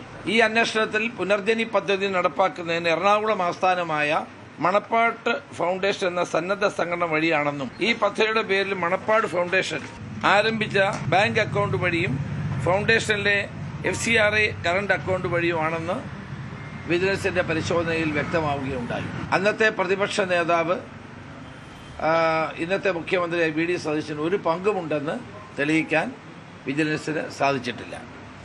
ഈ സാഹചര്യത്തിൽ അഴിമതി നിരോധന നിയമത്തിലെ 7A വകുപ്പുകളിൽ പറയുന്ന കുറ്റങ്ങളൊന്നും ശ്രീ VD സതീശൻ ചെയ്തിട്ടില്ല എന്ന് അസന്നിഗ്ധമായി തെളിയിക്കപ്പെട്ടിരിക്കുകയാണ്. ഈ കേസിൽ വിജിലൻസ് ആംഗിൾ ഒന്നും തന്നെ കണ്ടെത്താൻ കഴിഞ്ഞിട്ടില്ല. ഏറെ രാഷ്ട്രീയ വിവാദമുണ്ടാക്കിയ ആരോപണമായിരുന്നു പുനർജനി പദ്ധതിയുമായി ബന്ധപ്പെട്ട് ഉയർന്നത്. അന്വേഷണം കഴിയുമ്പോൾ VD സതീശന് സമ്പൂർണ്ണമായ ആശ്വാസം നൽകുന്നതാണ് വിജിലൻസിന്റെ കണ്ടെത്തൽ. ഡാൻ കുര്യന്റെ റിപ്പോർട്ട് കാണാം. 2018 പ്രളയ ദുരിതാശ്വാസ പ്രവർത്തനങ്ങളുമായി ബന്ധപ്പെട്ട് പറവൂരിലടക്കം നടപ്പിലാക്കിയ പുനർജനി പദ്ധതിയുടെ പേരിൽ അന്ന് പ്രതിപക്ഷ നേതാവായിരുന്ന VD സതീശൻ്റെ ബാങ്ക് അക്കൗണ്ടിലേക്ക് വിദേശ സംഭാവന വിനിമയ ചട്ടം FCRA നിയമങ്ങൾ മറികടന്നുകൊണ്ട് വിദേശ പണം എത്തി എന്നതായിരുന്നു ഇതുമായി ബന്ധപ്പെട്ട കേസിൻ്റെ അടിസ്ഥാനം. ഈ പരാതിയിൽ വിശദമായ അന്വേഷണമാണ് വിജിലൻസ് നടത്തിയത്. അങ്ങനെ 2025 സെപ്റ്റംബറിൽ വിജിലൻസ് DIG വിജിലൻസ് ഡയറക്ടർക്ക് ഒരു റിപ്പോർട്ട് സമർപ്പിച്ചിരുന്നു. ആ റിപ്പോർട്ടിലാണ് പ്രതിപക്ഷ നേതാവായിരുന്ന VD സതീശൻ്റെ ബാങ്ക് അക്കൗണ്ടിലേക്ക് നേരിട്ട് 1 രൂപ പോലും പുനർജനി പദ്ധതിയുമായി ബന്ധപ്പെട്ട് എത്തിയിട്ടില്ല എന്നും മണപ്പാട് ഫൗണ്ടേഷൻ എന്ന സന്നദ്ധ സംഘടനയുടെ ബാങ്ക് അക്കൗണ്ടിലേക്കാണ് ഇതിൻ്റെ മുഴുവൻ സംഭാവനകളും എത്തിയതും നടപ്പിലാക്കിയതെന്നുമായിരുന്നു ഈ റിപ്പോർട്ടിലെ പരാമർശം. അത് കണക്കിലെടുത്തുകൊണ്ടാണ് ഇതുമായി ബന്ധപ്പെട്ട് കഴിഞ്ഞ സർക്കാരിൻ്റെ അവസാന കാലത്ത് പ്രതിപക്ഷ നേതാവായിരുന്ന VD സതീശനെതിരെ വിജിലൻസ് നടത്തിയ അന്വേഷണം അതിൽ ഒന്നും കണ്ടെത്താൻ കഴിയാതിരിക്കുന്ന പശ്ചാത്തലത്തിൽ പുതുതായി അധികാരമേറ്റ UDF സർക്കാരിൻ്റെ ഭാഗമായി ആഭ്യന്തര വകുപ്പ് ആ കേസ് തന്നെ എഴുതിത്തള്ളാനുള്ള തീരുമാനത്തിലേക്ക്, കേസ് അന്വേഷണം അവസാനിപ്പിക്കാനുള്ള തീരുമാനത്തിലേക്ക് എത്തിയിരിക്കുന്നത്. ഇത് രാഷ്ട്രീയ പ്രേരിതമായ ഒരു ക്ലീൻ ചിറ്റ് അല്ല, മറിച്ച് കഴമ്പില്ല, പരാതിയിൽ അടിസ്ഥാനമില്ല എന്ന് കണ്ടെത്തിയതിനാലാണ് ഇങ്ങനെ ഒരു തീരുമാനത്തിലേക്ക് കടന്നത് എന്നാണ് ആഭ്യന്തരമന്ത്രി മാധ്യമങ്ങളോട് വ്യക്തമാക്കിയിരിക്കുന്നത്. അതായത് കഴിഞ്ഞ സർക്കാർ CBI അന്വേഷണത്തിന് വരെ ശുപാർശ ചെയ്ത ഒരു കേസാണിത്. അങ്ങനെ ഒരു കേസിലാണ് ആഭ്യന്തര വകുപ്പിൻ്റെ ഭാഗത്തുനിന്ന് ഇങ്ങനെ പ്രധാനപ്പെട്ട ഒരു തീരുമാനമുണ്ടാകുന്നത്. അങ്ങനെ ഒരു വിഷയത്തിൽ രാഷ്ട്രീയമായി അതിനോട് LDFൻ്റെ നേതൃത്വം ഏത് തരത്തിൽ ഇനി പ്രതികരിക്കും എന്നതാണ് അറിയാനുള്ളത്. പുനർജനി അന്വേഷണം അവസാനിപ്പിച്ചതിനെതിരെ CPM രംഗത്ത് വന്നു. കേസിൽ മുഖ്യമന്ത്രി VD സതീശന് ക്ലീൻ ചിറ്റ് നൽകിയ നടപടി അസാധാരണമെന്ന് CPM സംസ്ഥാന സെക്രട്ടറി MV ഗോവിന്ദൻ പറഞ്ഞു. സതീശൻ ഫണ്ട് അഭ്യർത്ഥിക്കുന്നതിന് തെളിവുണ്ട്. ഈ പദ്ധതിയുമായി ബന്ധപ്പെട്ട് എല്ലാ തെളിവുകളും ഉണ്ടായിട്ടും തിടുക്കപ്പെട്ട് ആഭ്യന്തര വകുപ്പ് കൈകാര്യം ചെയ്യുന്ന രമേശ് ചെന്നിത്തല ക്ലീൻ ചിറ്റ് നൽകുന്നത് അസാധാരണമായ ഒരു നിലപാടാണ്. MLA എന്ന നിലയിൽ അനുമതി വാങ്ങിയിട്ടാണോ VD സതീശൻ വിദേശത്ത് യാത്ര നടത്തിയത് എന്നത് സംബന്ധിച്ച് നിയമസഭാ സെക്രട്ടേറിയറ്റിൽ നിന്ന് അനുമതി വാങ്ങിയിട്ടില്ല എന്നും ആഭ്യന്തര വകുപ്പിൻ്റെ അനുവാദം കിട്ടിയിട്ടില്ല എന്നുള്ളതുമാണ് വസ്തുതാപരമായിട്ട് പുറത്തു വന്ന വിവരം. VD സതീശൻ വിദേശത്ത് സഹായം അഭ്യർത്ഥിക്കുന്ന വീഡിയോയും വാർത്താ സമ്മേളനത്തിനിടെ MV ഗോവിന്ദൻ പ്രദർശിപ്പിച്ചു. Firstly, when you are going to construct a house, the first priority is that a paralyzed man, if there is a paralyzed man in the house, he will give the first priority. And the children who are affected, autism, mentally retarded and cerebral palsy, they will give the second priority. And the third priority will go to the woman-headed families. And now when you are around the table, 10 people are there. You are helping 5 families. I am going to give 5 sewing machines to 5 families. They lost their sewing machine. When they get the sewing machine, they can start their life. Actually, you are helping around the table. You are helping 5 families. When you are raising 500 pounds, that will help 5 families. And we are selecting selecting the beneficiaries through a transparent procedure by the members of the local body. Then we will go to, our team will go there and there will be a physical examination, whether it is right or wrong. Then you can also, anybody can go there and random examination, random scrutiny, everything can be done. And we are the guarantee. I'm giving you the guarantee that it will reach the genuine hands. Police സംഘടന പുനഃക്രമീകരണത്തിൽ ആഭ്യന്തര വകുപ്പിന്റെ ഉത്തരവിന് stay. തുടർ നടപടികൾ ഹൈക്കോടതി തടഞ്ഞു. KPAയുടെ ഹർജി ഹൈക്കോടതി ഫയലിൽ സ്വീകരിച്ചു. പോലീസ് അസോസിയേഷന്റെ ഹർജിയിലാണ് ഇടക്കാല ഉത്തരവ്. ആജ്ഞ രവീന്ദ്രൻ വിവരങ്ങളുമായി ചേരുന്നു. ആജ്ഞ, സംഘടന പിടിക്കാനാണ് ഇപ്പോഴത്തെ ഈ അഴിച്ചുപണി എന്ന തരത്തിലുള്ള വിമർശനങ്ങൾ ശക്തമായിരിക്കുകയാണ്. കോടതി ഇടപെടൽ കൂടി ഉണ്ടാകുന്നത്. എന്താണ് വിവരങ്ങൾ?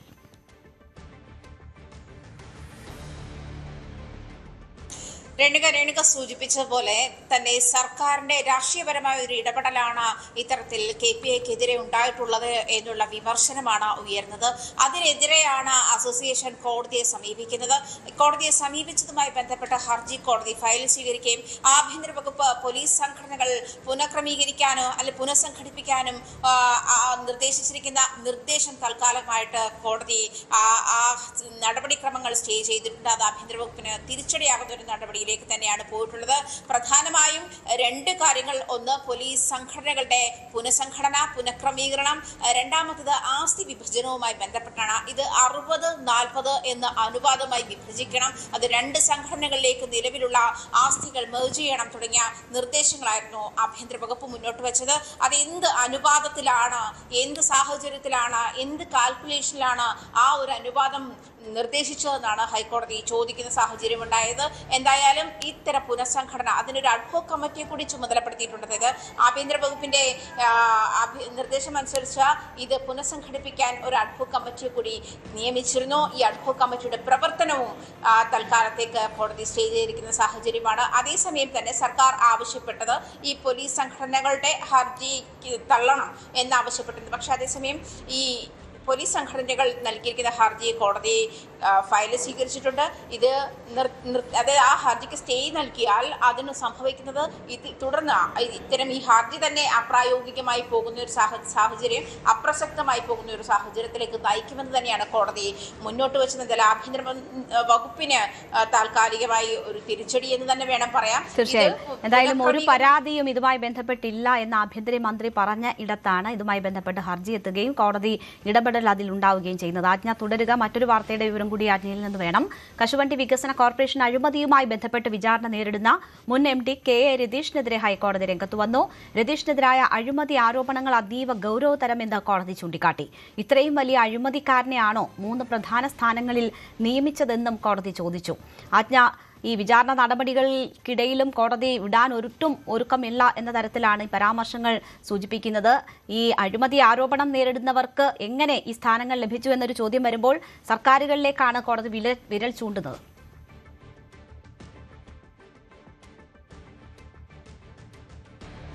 രേണുക, പ്രധാനമായും KA രതീഷിനെ 3 പ്രധാനപ്പെട്ട തസ്തികകളിൽ സർക്കാർ നിയമിച്ചിരുന്നു.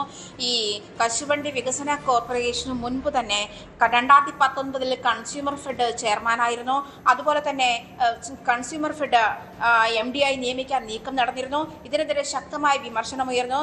അതുമാത്രമല്ല, കേരള ഇൻസ്റ്റിറ്റ്യൂട്ട് ഓഫ് ഓൺട്രപ്രണർഷിപ്പ് ഡെവലപ്മെന്റിന്റെ എക്സിക്യൂട്ടീവ് ഡയറക്ടറായിട്ടും KA രതീഷിനെ നിയമിച്ചിരുന്നു.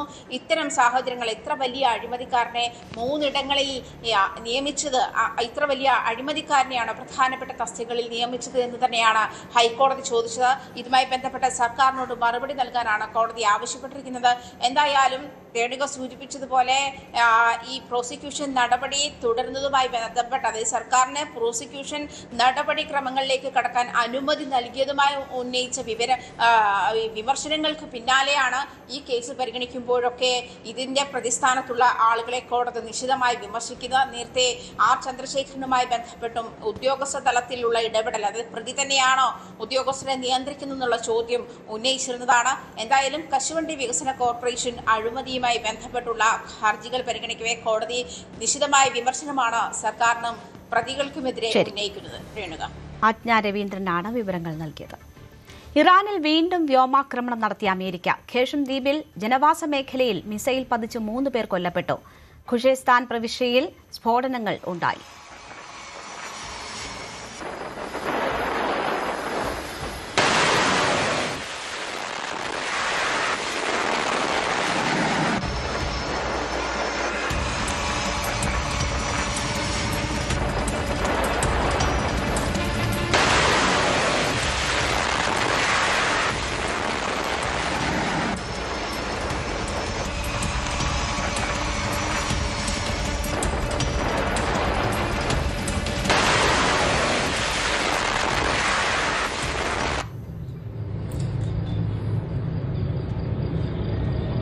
കുവൈറ്റിൽ ഇറാൻ നടത്തിയ ആക്രമണത്തിൽ ഒരാൾ കൊല്ലപ്പെട്ടു. കുവൈറ്റിൽ ചൈനീസ് കമ്പനിയുടെ കെട്ടിടം ലക്ഷ്യമാക്കിയായിരുന്നു ആക്രമണം. അമേരിക്കയെ സഹായിക്കുന്ന രാജ്യങ്ങൾക്ക് കടുത്ത തിരിച്ചടി നേരിടേണ്ടി വരുമെന്ന് ഇറാൻ സൈന്യം അറിയിച്ചു. അമേരിക്കയുടെ ഭീഷണിയും സമുദ്രപാതകളിലെ ഇടപെടൽ തുടരുന്നിടത്തോളവും കാലം ഹോർമുസ് അടഞ്ഞു തന്നെ കിടക്കുമെന്നാണ് ഇറാൻ റവല്യൂഷണറി ഗാർഡ്സിന്റെ മുന്നറിയിപ്പ്. കാർത്തിക് വിവരങ്ങളുമായി ചേരുന്നു. കാർത്തിക്, ഏതാണ്ട് 4 ദിവസത്തെ ശാന്തതയ്ക്ക് ശേഷമാണ് വീണ്ടും കടുത്ത ഏറ്റുമുട്ടലുകളിലേക്ക് പോകുന്നത്. അത് നെതന്യാഹു ട്രംപ് കൂടിക്കാഴ്ചയ്ക്ക് ശേഷമാണ് എന്നൊരു സാഹചര്യം കൂടിയുണ്ട്. എന്താണ് പശ്ചിമേഷ്യയിലെ സാഹചര്യം ഇപ്പോൾ? 13 ദിവസത്തെ തുടർച്ചയായ ആക്രമണങ്ങൾക്ക് പിന്നാലെ കഴിഞ്ഞ വെള്ളിയാഴ്ചയാണ് ആക്രമണങ്ങൾ താൽക്കാലികമായി നിർത്തിക്കൊണ്ട് ഒരു നയതന്ത്ര ചർച്ചകൾക്ക് വഴി തുറന്നുകൊണ്ടുള്ള ഒരു സമീപനം ട്രംപിന്റെ ഭാഗത്തു നിന്നുണ്ടായത്. എന്നാൽ വെള്ളിയാഴ്ചയ്ക്ക് ശേഷം 5 ദിവസത്തെ ഇടവേള, ഇന്ന് രാവിലെ 2 മണിക്കൂറോളം ഇറാനിൽ അതിശക്തമായ വ്യോമാക്രമണമാണ് അമേരിക്കൻ സെൻട്രൽ കമാൻഡ് നടത്തിയത്. പെട്ടെന്ന് അമേരിക്കയെ പ്രകോപിപ്പിക്കാനുള്ള കാരണം കഴിഞ്ഞ ദിവസം ജോർദാനിലും ഈജിപ്തിലും IRGC നടത്തിയ ആക്രമണമാണ്. ജോർദാനിൽ US എയർബേസിന് നേരെയായിരുന്നു ആക്രമണം. ഈജിപ്തിലാകട്ടെ മെഡിറ്ററേനിയൻ തീരത്ത് ദിമോത്തയിൽ 2 കപ്പലുകൾക്ക് തീപിടിക്കുന്ന സാഹചര്യമുണ്ടായി ഈ ഡ്രോൺ ആക്രമണത്തിൽ. ഇതാണ് അമേരിക്കയെ പ്രകോപിപ്പിച്ചത്. ഇതിന് പിന്നാലെ ഇന്ന് പുലർച്ചെ ഡൊണാൾഡ് ട്രംപിന്റെ പ്രതികരണം വന്നിരുന്നു. കഴിഞ്ഞ ദിവസം ഉണ്ടായ ആക്രമണങ്ങൾക്ക് ശക്തമായ മറുപടി നൽകും, ഇനി അമേരിക്കയുടെ ഊഴമാണ് എന്ന ട്രംപിന്റെ പ്രതികരണത്തിന് പിന്നാലെ സെൻട്രൽ കമാൻഡ് ഈ ആക്രമണം സ്ഥിരീകരിച്ചു. ഏതാണ്ട് 2 മണിക്കൂറോളമാണ് അമേരിക്ക തെക്കൻ ഇറാന്റെ വിവിധ മേഖലകൾ കേന്ദ്രീകരിച്ചുകൊണ്ട് ആക്രമണം നടത്തിയത്. കേഷ് ദ്വീപിൽ ഒരു ജനവാസ മേഖലയിലായിരുന്നു ഈ മിസൈൽ പതിച്ചത്. ഒരു കെട്ടിടത്തിൽ മിസൈൽ പതിച്ച് കെട്ടിടം പൂർണ്ണമായും തകർന്നു. അവിടെ ദമ്പതികളും ഒരു കുഞ്ഞും കൊല്ലപ്പെട്ടു. മറ്റ് 2 കുട്ടികൾക്ക് പരിക്കുമുണ്ട്. കേഷം ഐലൻഡിൽ മാത്രമല്ല മറ്റ് പല പ്രദേശങ്ങളിലും ബുഷേറിലടക്കം ആക്രമണമുണ്ടായി. ഇറാന്റെ ഏക ആണവോർജ്ജ നിലയം സ്ഥിതി ചെയ്യുന്ന സ്ഥലമാണ് ബുഷേർ. അവിടെ അടക്കം ആക്രമണമുണ്ടായി. മാത്രമല്ല ഖുസേഷ്താൻ പ്രവിശ്യ, അത് ഇറാന്റെ ഓയിൽ ഇൻഡസ്ട്രിയുടെ ഹൃദയം എന്നറിയപ്പെടുന്ന നഗരമാണ്. അവിടെയും സ്ഫോടനങ്ങൾ ഉണ്ടായി. എന്നാൽ കാര്യമായ പരിക്കുകളോ മറ്റ് മരണങ്ങളോ റിപ്പോർട്ട് ചെയ്തിട്ടില്ല. എന്തായാലും 13 ദിവസം നേരത്തെ US ഇറാനുമേൽ നടത്തിയ ആക്രമണങ്ങൾക്ക് സമാനമായി അത്രത്തോളം തീവ്രമായി തന്നെയാണ് ഇന്ന് പുലർച്ചെ 5:30 തുടങ്ങി ഏതാണ്ട് 7:30 വരെ നീണ്ടുനിന്ന ആക്രമണം നടന്നത്. IRGCയുടെ പ്രതികരണവും അല്പം മുമ്പ് ഇതിനോട് വന്നിട്ടുണ്ട് രേണുക. അതും ഇതുമായി ഇപ്പോൾ കൂട്ടി വായിക്കാം. അതായത് IRGCയുടെ സ്റ്റേറ്റ്മെൻറ്റായി ഇപ്പോൾ പുറത്തു വരുന്നത് ഇതിന് ശക്തമായ മറുപടി നൽകും. ഇന്ന് തന്നെ US-നെ തിരിച്ചു ശിക്ഷിക്കും എന്നാണ് IRGCയുടെ സ്റ്റേറ്റ്മെന്റായി ഇപ്പോൾ പുറത്തു വരുന്നത്. തിരിച്ചു ശിക്ഷിക്കുമെന്ന് പറയുമ്പോൾ ഇപ്പോൾ തന്നെ കുവൈറ്റിന്റെ ഭാഗത്തു നിന്നും ഒരു ഒഫീഷ്യൽ ഡിക്ലറേഷൻ ഉണ്ടായിരിക്കുന്നത് അവിടേക്ക് ആക്രമണം നടന്നിട്ടുണ്ട് എന്നതാണ്. അതൊരു ചൈനീസ് ബിൽഡിംഗ് കേന്ദ്രീകരിച്ച് ആക്രമണം നടന്നിട്ടുണ്ട് എന്നതാണ്. അങ്ങനെയാണെങ്കിൽ സിവിലിയൻസിനെ കൂടി ലക്ഷ്യമിടുന്നു ഇറാൻ തിരിച്ചടിയിൽ എന്നല്ലേ മനസ്സിലാക്കേണ്ടത്? IRGCയുടേതായി ഈ സ്റ്റേറ്റ്മെന്റ് വരുന്നതിന് മുൻപ് തന്നെ ഇറാൻ മാധ്യമങ്ങൾ IRGC ഉദ്ധരിച്ചുകൊണ്ടുള്ള വിവരങ്ങൾ പുറത്തുവിട്ടിരുന്നു. അതായത് അമേരിക്ക എത്രത്തോളം ആക്രമണം നടത്തുന്നു അത്രത്തോളം തന്നെ പ്രതിരോധം ഇറാന്റെ ഭാഗത്തു നിന്നുണ്ടാകും, ഭീഷണിയുടെ സ്വരം വേണ്ട എന്നുമായിരുന്നു പരാമർശം. ഇതിന് പിന്നാലെയാണ് ജോർദാനിലും കുവൈറ്റിലും ആക്രമണം ഉണ്ടായത്. ജോർദാനിൽ 5 മിസൈലുകൾ ജോർദാനിലേക്ക് അയച്ചുവെന്നും അത് പ്രതിരോധിച്ചുവെന്നുമാണ് ജോർദാൻ സ്ഥിരീകരിക്കുന്നത്. അല്പം മുമ്പ് പുറത്തുവരുന്ന വിവരമനുസരിച്ച് കുവൈറ്റിൽ ഒരു മിസൈൽ പതിച്ചു. ചൈനീസ് കമ്പനി സ്ഥിതി ചെയ്യുന്ന ഒരു കെട്ടിടത്തിലാണ് മിസൈൽ പതിച്ചത്. അവിടെ ഒരാൾ കൊല്ലപ്പെട്ടു എന്ന വിവരങ്ങളും പുറത്തു വരുന്നുണ്ട്. അതായത് നിലവിലെ സാഹചര്യങ്ങൾ കൂടുതൽ കലുഷിതമാകുന്നു. 5 ദിവസത്തിന് ശേഷം പശ്ചിമേഷ്യയിൽ വീണ്ടും ഭീതിജനകമായ ഒരു സാഹചര്യത്തിലേക്ക് കാര്യങ്ങൾ പോകുന്നു. ഈ ഒരു പശ്ചാത്തലം കൂടി നമ്മൾ കൂട്ടി വായിക്കണം. കാരണം ഇറാഖിലുള്ള ഇറാനെ പിന്തുണയ്ക്കുന്ന സായുധ സംഘങ്ങളെ കേന്ദ്രീകരിച്ചുകൊണ്ട് കഴിഞ്ഞ ദിവസം അമേരിക്കയും സൗദിയും സംയുക്തമായി ആക്രമണം നടത്തിയിരുന്നു. അതിൽ 20 പേർ കൊല്ലപ്പെടുകയും ചെയ്തിരുന്നു. അതിന് പിന്നാലെയാണ് ജോർദാനിലും ഈജിപ്തിലും കഴിഞ്ഞ ദിവസം ഇറാൻ ആക്രമണം നടത്തിയത്.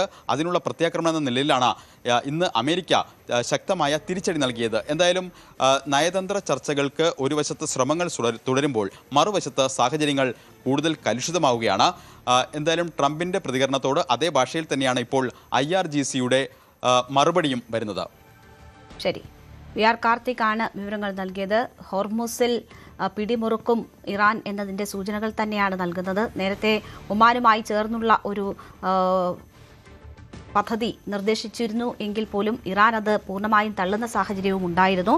അതും കൂടുതൽ പ്രകോപനത്തിന് വഴിവെച്ചേക്കാമെന്നാണ് കരുതുന്നത്. എന്തായാലും പശ്ചിമേഷ്യയിൽ സാഹചര്യങ്ങൾ വീണ്ടും മോശമാവുകയാണ്.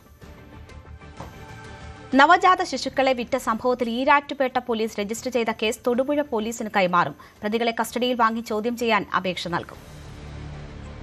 ഇന്നലെയോടുകൂടിയാണ് കേസിൽ നിർണായകമായ ഒരു വഴിത്തിരിവുണ്ടായത്. പ്രത്യേകിച്ച് ഈ കുഞ്ഞുങ്ങളെ വിൽക്കാൻ ശ്രമിക്കുന്നു എന്നതായിരുന്നു ആദ്യത്തെ കേസ്, തീക്കോയിൽ ഉണ്ടായ സംഭവം. പക്ഷേ കൂടുതൽ അന്വേഷണത്തിലാണ് പ്രതികളെ ചോദ്യം ചെയ്തതിൽ നിന്നാണ് കൂടുതൽ വിവരങ്ങളുണ്ട്. അതായത് ഈ ചില കേസ് കുട്ടികളെ ഇവർ വിറ്റിട്ടുണ്ട് എന്ന വിവരം വരുന്നത്. അതാണ് തൊടുപുഴയിൽ ഈ സംഭവം നടന്നതായുള്ള വിവരം പോലീസിന് ലഭിക്കുന്നത്. എന്തായാലും പ്രതികളിൽ നിന്ന് വിവരം ലഭിച്ച സാഹചര്യത്തിൽ പ്രതികളുടെ മൊഴികളുടെ കൂടി അടിസ്ഥാനത്തിൽ പോലീസ് ഈരാറ്റുപേട്ടയിൽ സ്വമേധയാ കേസ് രജിസ്റ്റർ ചെയ്യുകയാണ് ചെയ്തത്. ഇത് സ്വാഭാവികമായും തൊടുപുഴ പോലീസ് സ്റ്റേഷൻ പരിധിയിൽ നടന്ന ക്രൈമാണ് എന്നതുകൊണ്ട് തന്നെ തൊടുപുഴയിലേക്ക് ഈ കേസ് കൈമാറും എന്നുള്ളതാണ് നിലവിൽ അന്വേഷണ സംഘത്തിന്റെ ചുമതല വഹിക്കുന്ന സദൻ, അദ്ദേഹം പാലാ DYSP ആണ്, അദ്ദേഹം വ്യക്തമാക്കുന്നത്.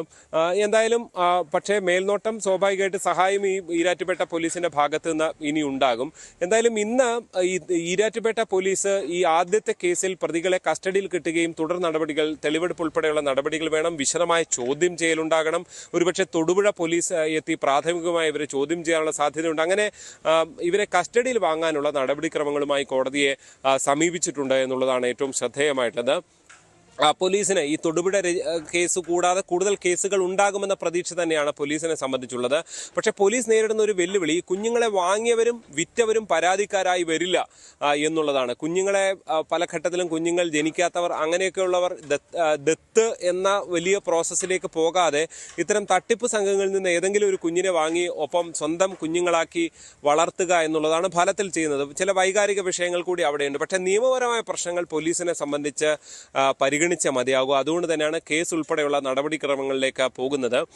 അതുകൊണ്ട് തന്നെ ഈ പ്രതികളെ തന്നെ ചോദ്യം ചെയ്ത് അവരിൽ നിന്ന് ഈ മൊബൈൽ അടക്കമുള്ള കാര്യങ്ങളിൽ നിന്ന് ശാസ്ത്രീയ തെളിവുകൾ കണ്ടെത്തി അതിലൂടെ അന്വേഷണത്തിലേക്ക് പോകുക, അതിന് ഉള്ള നീക്കങ്ങളാണ്, പുതിയ കേസുകൾ കണ്ടെത്തുക എന്നുള്ളതാണ് പോലീസ് ഇപ്പോൾ ചെയ്തുകൊണ്ടിരിക്കുന്നത്. പോലീസിനെ സംബന്ധിച്ച് വലിയ വെല്ലുവിളി നേരിടുന്ന ഒരു കേസായി ഫലത്തിൽ ഇത് മാറുന്നു. എന്തായാലും കൂടുതൽ കേസുകൾ ഉണ്ടാകും എന്നുള്ള സൂചന തന്നെയാണ് കോട്ടയം ജില്ലാ പോലീസ് മേധാവി സാബു മാത്യു ഇന്നലെ മാധ്യമങ്ങളെ കണ്ടപ്പോൾ വ്യക്തമാക്കിയത്. എന്തായാലും ഇവരെ ചോദ്യം ചെയ്യുന്നതിലൂടെ അതിലൂടെ ഒരു കൂടുതൽ വിവരങ്ങൾ ലഭിക്കും, കൂടുതൽ തെളിവുകൾ ലഭിക്കും.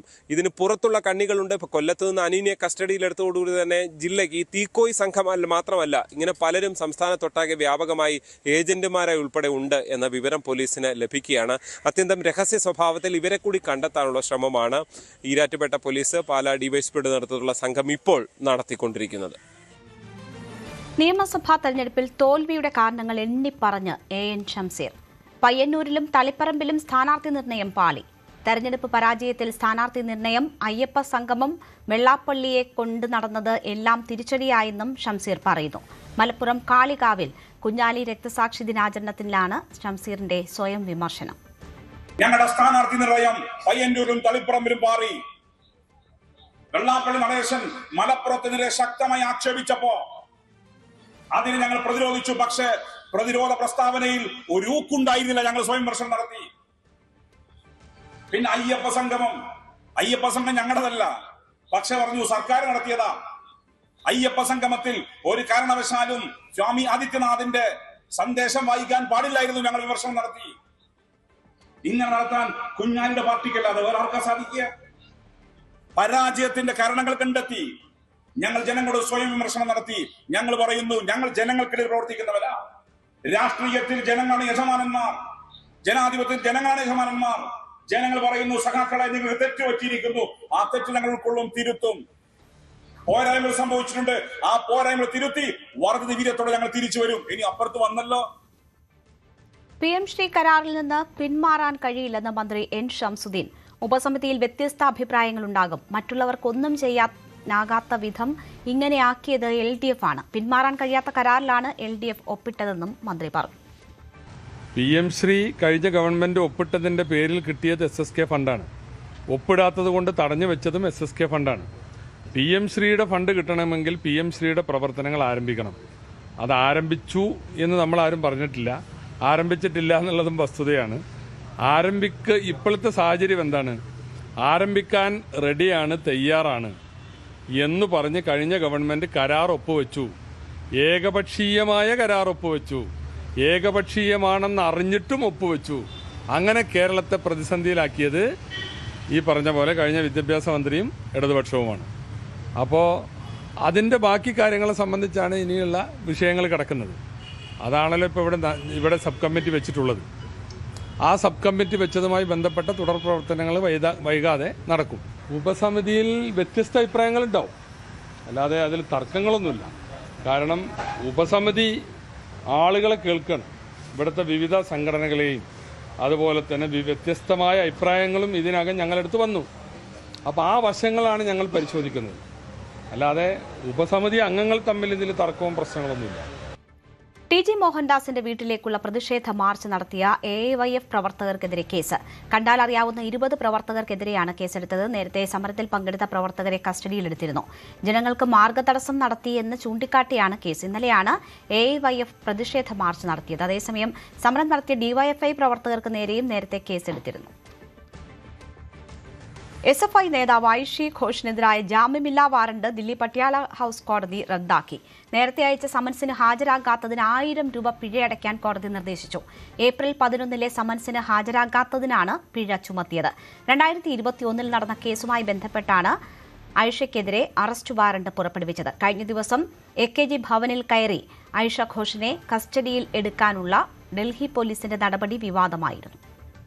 Yesterday, all of you knew that we had made a bail application and the court had stayed the warrant that was there, arrest warrant that was there. Today we had our hearing and the court has now given us the next hearing date in November. So the case went fine, so as normally, smoothly. So we will be looking, and our team is looking into it, our advocates are here. They will be looking into the case and we will be proceeding as per law, whatever needs to be done. Kuttippuram railway station പ്ലാറ്റ്ഫോമിലൂടെ scooter ഓടിച്ച സംഭവത്തിൽ case. നെടുങ്കോട്ടൂർ Pullanikkad സ്വദേശി കുഞ്ഞു മൊയ്തീനെതിരെയാണ് railway സുരക്ഷാ സേന കേസെടുത്തത്. സ്റ്റേഷന് പുറത്തുള്ള റോഡിൽ നിന്നും പ്ലാറ്റ്ഫോമിലേക്ക് സ്കൂട്ടർ ഓടിച്ചു കയറ്റിയ ഇയാൾ പ്ലാറ്റ്ഫോമിലൂടെ എതിർവശത്തേക്ക് വാഹനം ഓടിച്ചു പോവുകയായിരുന്നു. റെയിൽവേ സ്റ്റേഷനിൽ ഉണ്ടായിരുന്ന യാത്രക്കാരുടെ ജീവൻ അപകടമുണ്ടാക്കുന്ന രീതിയിൽ വാഹനമോടിച്ചതിനും റെയിൽവേ പരിധിയിലേക്ക് അനധികൃതമായി പ്രവേശിച്ചതിനുമാണ് കുഞ്ഞു മൊയ്തീനെതിരെ കേസെടുത്തിട്ടുള്ളത്.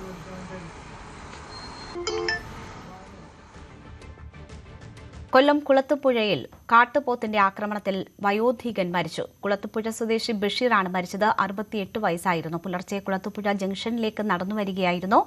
ബഷീറിനെ കാട്ടുപോത്ത് ആക്രമിക്കുകയായിരുന്നു. ചുമട്ടുതൊഴിലാളിയാണ് ബഷീർ. പാലക്കാട് കോഴിക്കോട് ദേശീയപാതയിൽ ഓട്ടോ നിയന്ത്രണം വിട്ട് മറിഞ്ഞ് ഡ്രൈവർ മരിച്ചു. പനയമ്പാടം ചീരക്കാട്ടിൽ ഹരീഷാണ് മരിച്ചത്.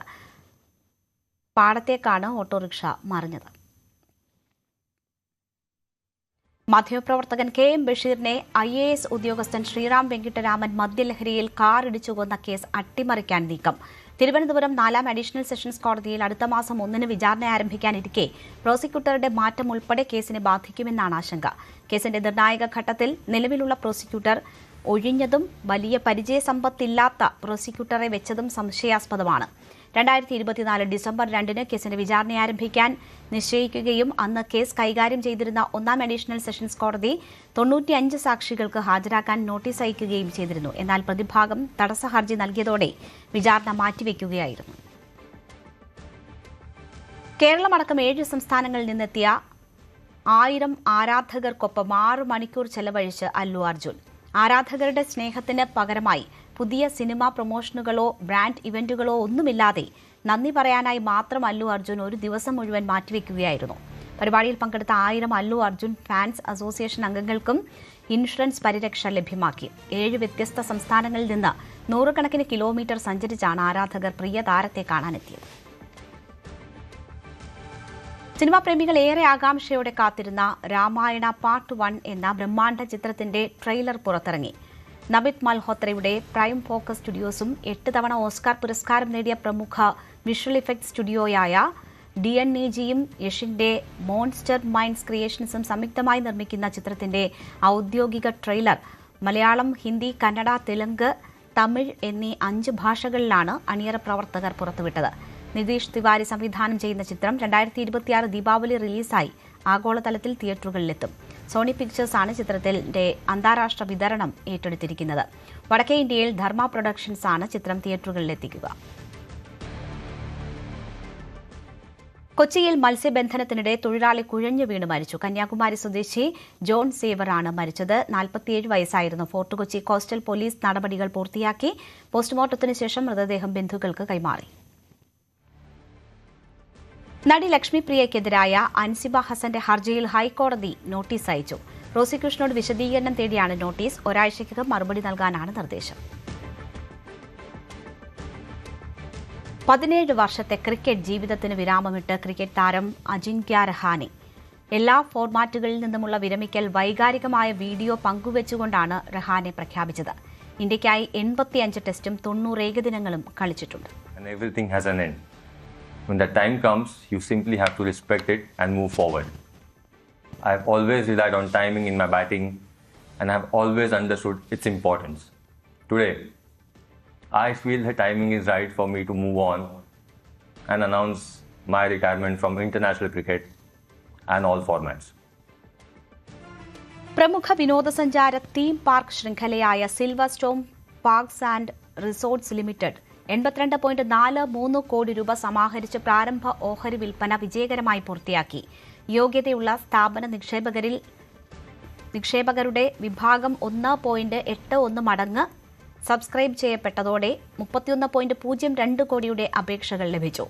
റീറ്റെയിൽ വിഭാഗം 1.41 മടങ്ങ് സബ്സ്ക്രൈബ് ചെയ്യപ്പെട്ടതിലൂടെ 38.73 കോടിയുടെ അപേക്ഷകളും നോൺ ഇൻസ്റ്റിറ്റ്യൂഷണൽ ഇൻവെസ്റ്റേഴ്സ് വിഭാഗം 3.19 മടങ്ങ് സബ്സ്ക്രൈബ് ചെയ്യപ്പെട്ടതോടെ 37.64 കോടിയുടെ അപേക്ഷകളും ലഭിച്ചു. ആങ്കർ നിക്ഷേപകരിൽ നിന്നും 21.97 കോടിയും മാർക്കറ്റ് മേക്കറിൽ നിന്നും 4.14 കോടിയും സമാഹരിച്ചു. ഇനി ഇന്നത്തെ സ്വർണം വെള്ളി നിരക്കുകൾ. കവിത ഗോൾഡ് ആൻഡ് ഡയമണ്ട്സ് ഇന്നത്തെ സ്വർണം വെള്ളി നിരക്കുകൾ നിങ്ങൾക്കായി സമർപ്പിക്കുന്നത് Kavitha gold and diamonds, the versatile jeweler. സ്വർണം 22 കാരറ്റ് ഗ്രാമിന് 13,230 രൂപ, പവന് 1,05,840 രൂപ. സ്വർണം 18 കാരറ്റ് ഗ്രാമിന് 10,870 രൂപ, പവന് 86,960 രൂപ. വെള്ളി ഗ്രാമിന് 235 രൂപ, കിലോയ്ക്ക് 2,35,000 രൂപ. കവിത ഗോൾഡ് ആൻഡ് ഡയമണ്ട്സ് ഇന്നത്തെ സ്വർണം വെള്ളി നിരക്കുകൾ നിങ്ങൾക്കായി സമർപ്പിച്ചത് Kavitha gold and diamonds, the versatile jeweler. പകൽ വാർത്ത പൂർണ്ണമാവുകയാണ്. ഇടവേളയ്ക്ക് ശേഷം സ്പോട്ട് ലൈവ് കാണാം. ടോം കുര്യാക്കോസ് ചേരും.